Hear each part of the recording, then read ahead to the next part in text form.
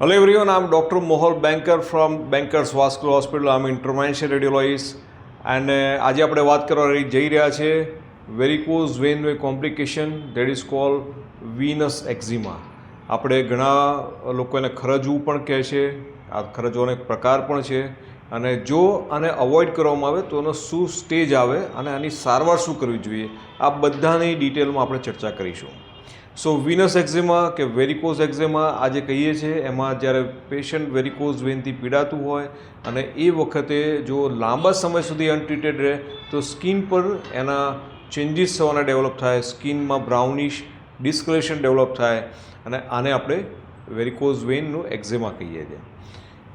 મોટાભાગે ઘણીવાર જ્યારે આવી રીતે ડિસ્કલેશન ડેવલપ થાય તો પેશન્ટ્સે સૌથી પહેલાં ચામડીના ડૉક્ટર, સ્કિન સ્પેશિયાલિસ્ટ પાસે જાય છે અને એ લોકો ખરજવાની સારવાર કરે છે, જેમાં મોટાભાગે સ્ટીરોઇડના ઓઇન્ટમેન્ટ આવે છે.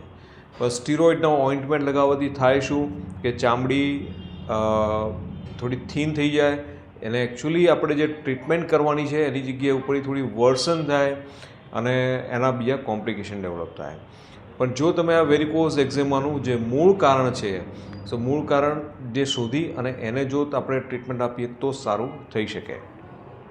સો આ વેરિકોઝ વેનનું એક્ઝેમાનું મૂળ કારણ શું છે? તો વેરિકોઝ વેન્સમાં જે વાલ્વમાં લીકેજને કારણે લાંબો સમય સુધી અશુદ્ધ લોહી ભરાઈ રહે છે, એને કારણે નળીઓમાં પ્રેશર વધારે હોય છે અને આ પ્રેશરને કારણે જે આરબીસીસ કહીએ, જે રક્તકણો કહીએ, જે લોહીનામાં એક આરબીસી અને ડબલ્યુબીસી બે ટાઈપના સેલ્સ આવેલા હોય, એમાંથી આરબીસી એ બ્લડની નળીમાંથી બહાર નીકળી અને સ્કિનમાં સબક્યુટસ ફેટમાં ડિપોઝિટ થાય.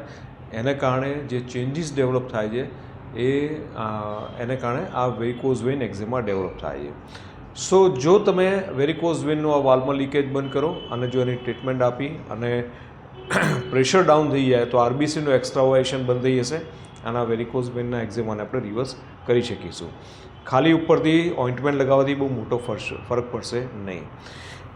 તમે આ પેશન્ટને જુઓ છો કે અહીંયા જે આ વેરિકોઝ વેન એક્ઝેમા ચામડીમાં આવી રીતે બ્રાઉનિશ ડિસ્કલેશન ડેવલપ થાય, અનટ્રીટેડ રહે તો અલ્ટિમેટલી અલ્સરેશન ડેવલપ થાય. આ અલ્સરેશન સુધી ઘણા બધા પેશન્ટ્સ પહોંચી જતા હોય છે ઇગ્નોર કરીને.